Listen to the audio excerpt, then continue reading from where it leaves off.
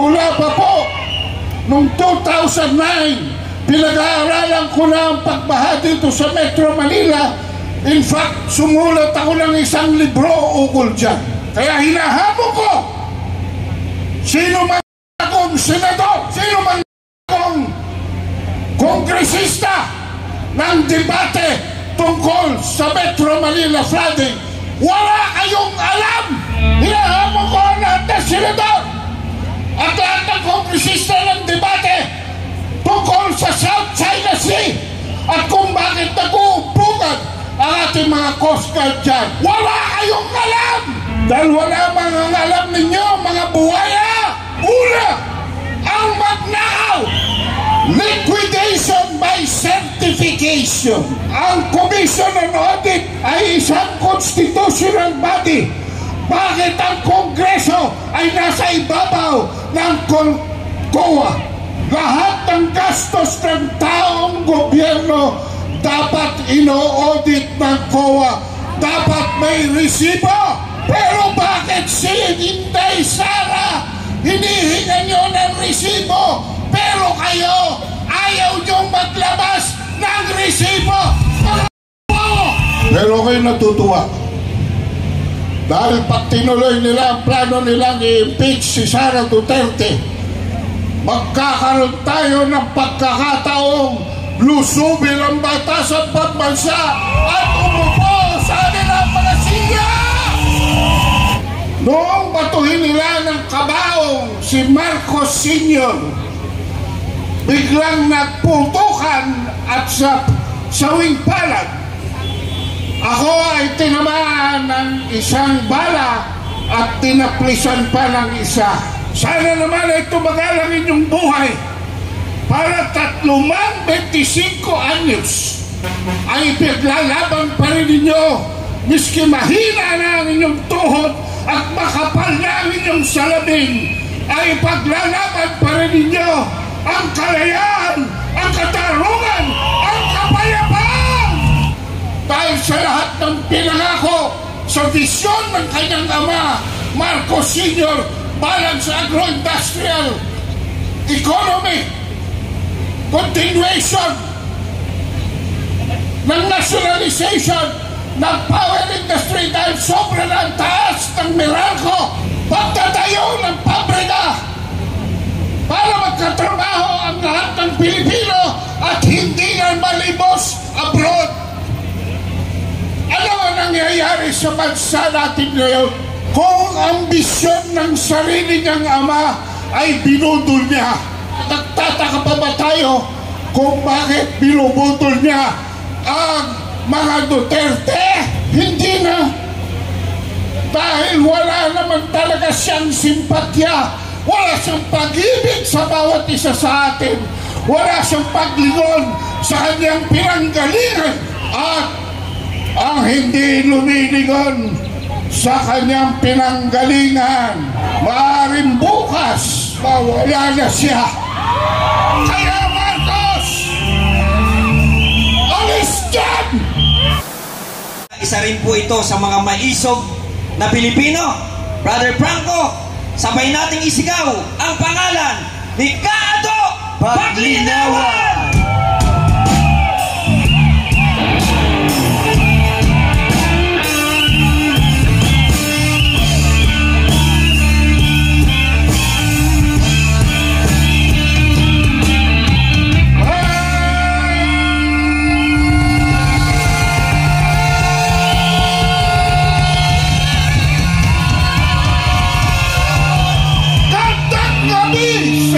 Lahat.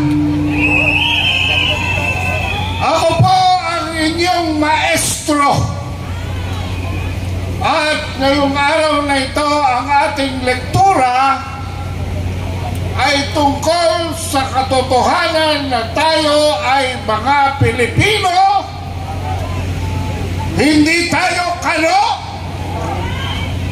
ang ilong natin ay pango.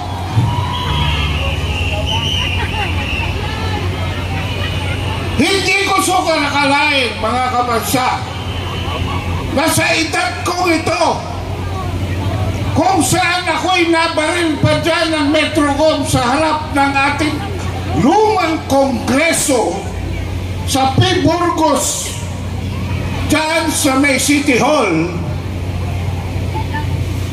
Noong batuhin nila ng kabaong si Marcos Sr., biglang nagputukan at sa sawing palad, ako ay tinamaan ng isang bala at tinaplisan pa ng isa. Kaya dahan-dahan akong naglakad mag-isa hanggang Philippine General Hospital dahil takbuhan na lahat at wala nang sasaklolo sa akin. Yung po ang unang araw ng first quarter storm dahil yung likod ay isang aktivista dahil ako'y pangulo doon ng College Editors Guild of the Philippines. Maraming nagbuwis ang buhay ng mga estudyante, kabataan, manggagawa at iba pa. After 2 days, kumuha ang organisasyon ko ng rally permit sa Mindiola at doon naganap ang Battle of Mindiola. Hindi ko kayo sisisihin kung hindi nyo ako kakilala. Bakit? Sapagkat karamihan sa inyo ay 1/3 lamang ng aking edad. Lalo na itong mga kabataang nasa harap ko ngayon. Sana naman ay tumagalang inyong buhay para 25 anyos ay pinaglalaban pa rin ninyo miski mahina na ang inyong tuhod at makapal na ang inyong salamin, ay paglalaban pa rin ninyo ang kalayaan, ang katarungan, ang kapayapaan.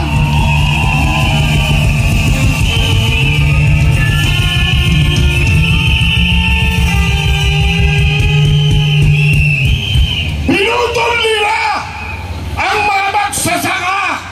Wala tayong ginawa dahil hindi tayo magsasaka. Kinalimutan nila mga mangingisda at ang inasikaso nila ay ang pag-provoke sa China sa isang gera na wala namang may gusto. Wala tayong ginawa dahil hindi naman tayo mangingisda. Doon sa ibang nakikinig na wala rito sa Liwasan Bonifacio at sa Davao City, nilusob nila ang KOJC. Wala ka ba kayong ginagawa dahil hindi kayo KOJC?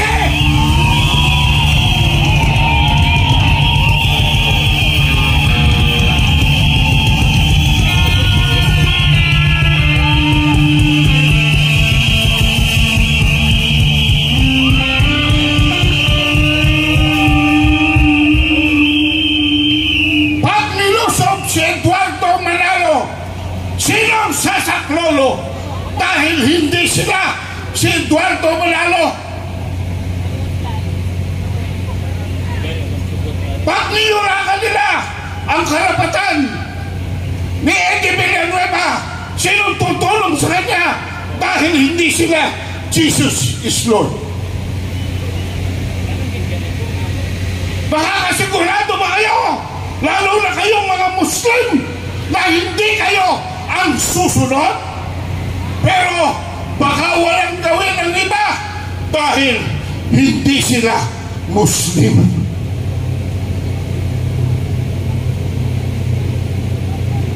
Kayong mga Katoliko na katulad ko, ano ang inyong ginagawa? Ipinapako na sa cross ang inyong mga kapwa Kristiyano sa Davao City. Wala pa rin kayong ginagawa!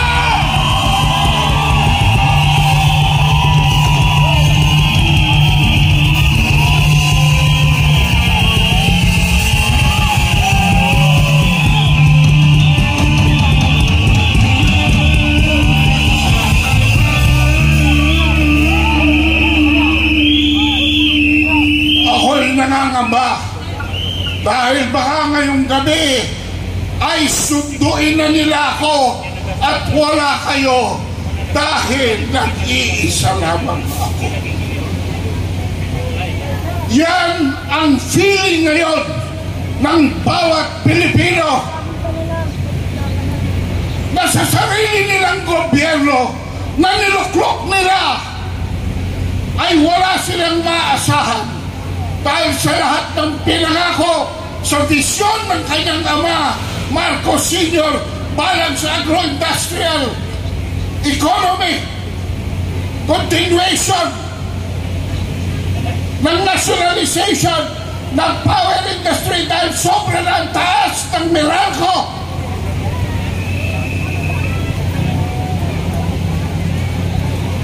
Pagtatayo ng pabrika para magkatrabaho ang lahat ng Pilipino at hindi na malibos abroad. Ano ang nangyayari sa bansa natin ngayon? Kung ang bisyon ng sarili niyang ama ay binudol niya, nagtataka pa ba tayo kung bakit binubudol niya ang mga Duterte? Hindi na. Dahil wala naman talaga siyang simpatya, wala siyang pag-ibig sa bawat isa sa atin, wala siyang paglingon sa kanyang pinanggalingan.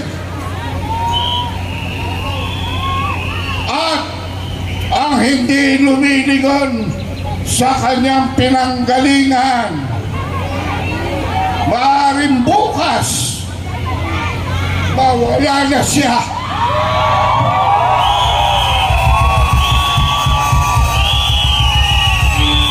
Kaya Marcos, alis dyan! Marcos na! Marcos na! Alis dyan!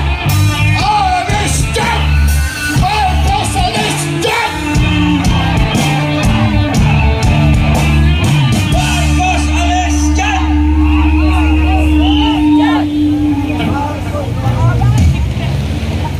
Bawat Pilipino may isang pinangalagaang pananampalataya. At ito ay sa pagbigkas ng ating pambansang bayani, Jose Rizal, nang hindi tumitingin sa kanyang pinanggalingan, hindi makakarating sa kanyang paroroonan. Alam po ninyo, ang taong ito ay mahalaga dahil 2 plus 2 plus 4 equals 8. Sa Hebrew numerology, yan po ang taon ng ating Panginoong Jesus at ang kanyang Good Friday. Ito po ang pinagdaranasan natin lahat ngayon. Kaya tayo'y mangingin, humingi tayo ng tawad sa Panginoon Diyos, lumuhod tayo sa harap ng ating mga kasalanan at maghugas tayo sa grasya ng Panginoon. Subalit mga kabansa, ang taong darating, pero hindi ko namang sinasabing maghintay pa tayo ng ganong katagal, ay 2025. 2 plus 2 equals 5 sa Hebrew numerology. Yan ang taon ng ating Diyos Ama. Yan ang taon ng hustisyang nagagaling sa langit. Parating na! Yan ang taon ng pananakop ng ating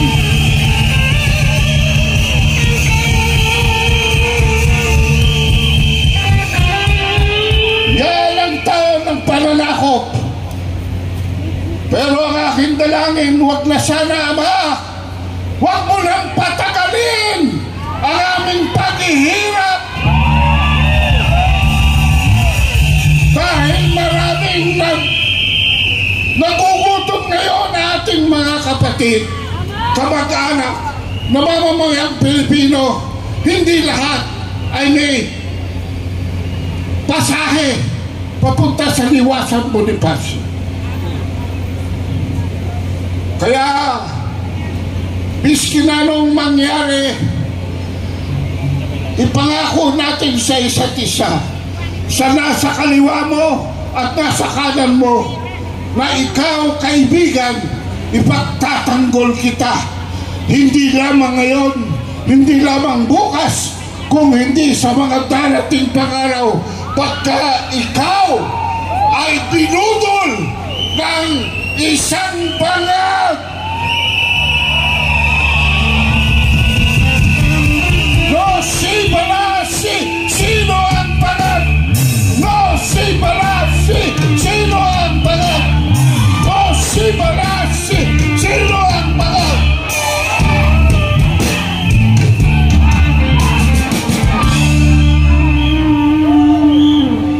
Mga magulang, mga kapatid, mga kababayan, nakasasalay sa inyong mga kamay ang hinaharap ng bansang Pilipinas.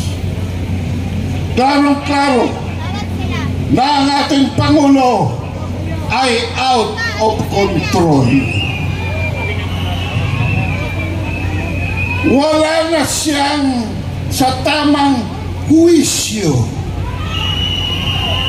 Mali na ang kanyang hulog. Bakit? Sapagkat siya nagpapakatuta sa isang banyagang pwersa na ayaw nang pumasok ang progreso dito sa ating bayan. Alam nyo ba na mula noong February 2, 2023, wala nang pumapasok na investments. Pati ang koleksyon sa buwis, wala na. Ang gobyernong ito ay wala ng pambayad sa mga sweldo ng mga kawani sa gobyerno, kaya ninanakaw na nila ang pribadong yaman ng PhilHealth.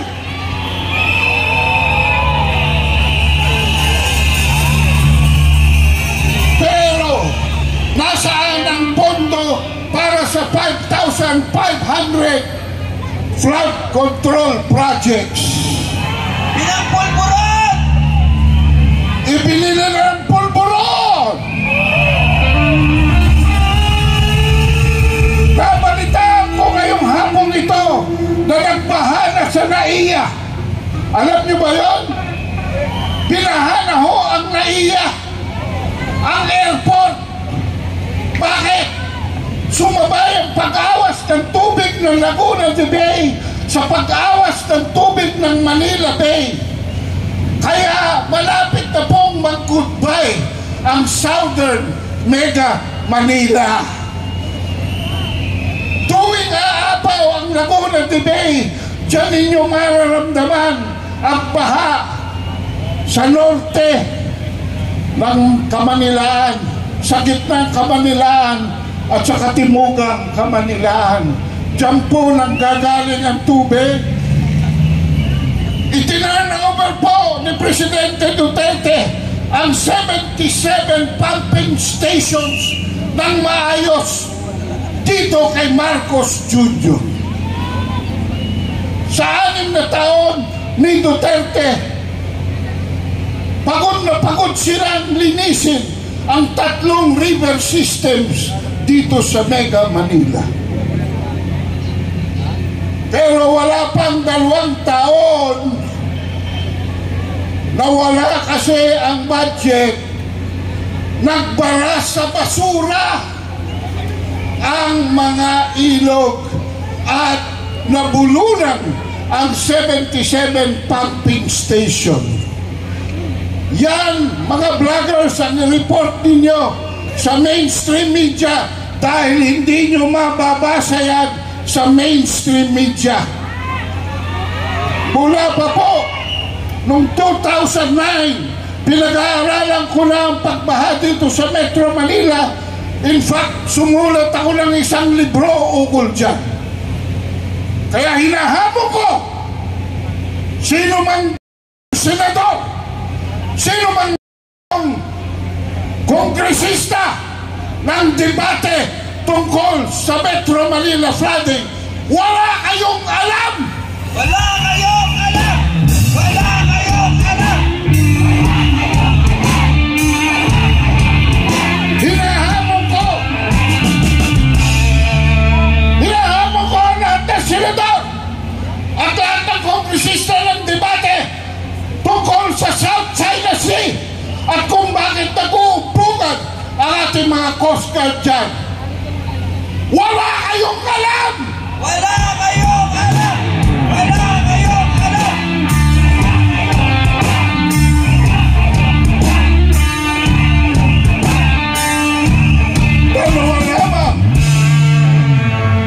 Dalawa lamang ang alam ninyo, mga buhaya! Una, ang magnakaw! Liquidation by certification. Ang Commission on Audit ay isang constitutional body. Bakit ang Kongreso ay nasa ibabaw ng COA? Lahat ng gastos ng taong gobyerno dapat ino-audit ng COA. Dapat may resibo.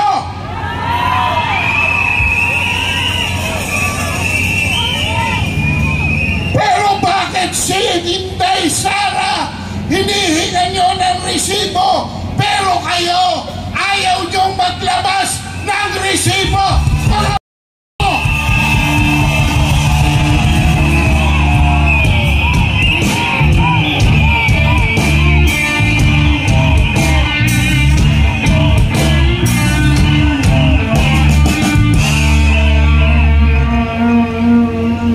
Pero kayo natutuwa dahil pag tinuloy nila ang plano nilang i-impeach si Sara Duterte, magkakaroon tayo ng pagkakataong lusubin ang batas at pagbansa at umupo sa kanilang mga siya!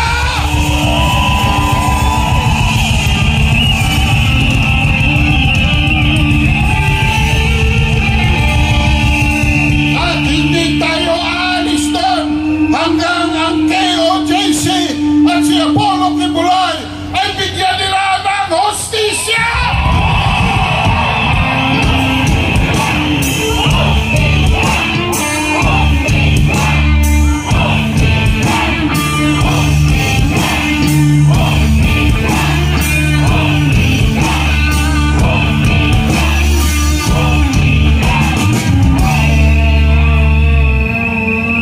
Tatapusin ko po ito sa pag-iimbita sa inyo.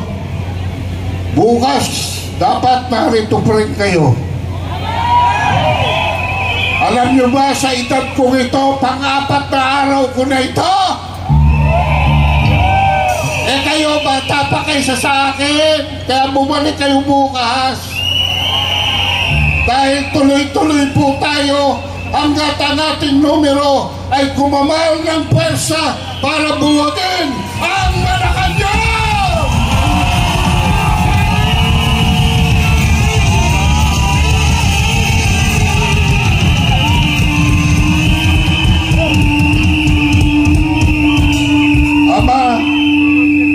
Ama,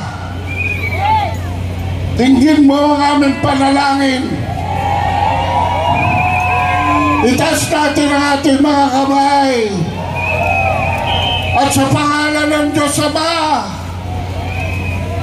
ay hilingin natin na huwag na sanang patagalin pa ang ating pagdurusa. Ang aming pinaglalaban, Diyos Ama, ay ang kalayaan, karapatan at katarungan sa bansang Pilipinas.